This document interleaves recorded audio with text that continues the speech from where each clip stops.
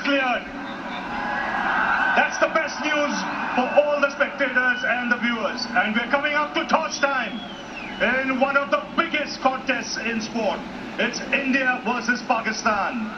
In the green corner, the home captain, Babar Azam.